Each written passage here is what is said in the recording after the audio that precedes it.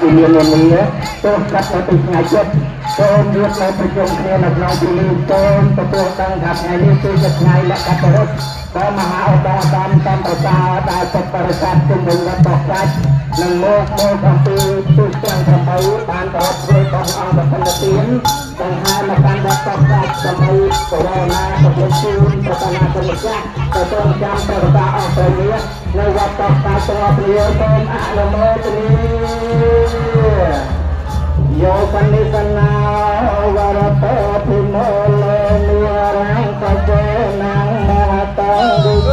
យោសម្ពោទិនេសញ្ញេណាលោកន្តមតាំងបណមាមិពុទ្ធังអ៊ីចាំពិពុទ្ធរតនំបនិតាំងរតនៈនៅក្នុងលោកមានច្រើនប្រការប៉ុន្តែរតនៈឯណាឲ្យស្មើនឹងពុទ្ធរតនៈមិនមានសូមអនុមោទនា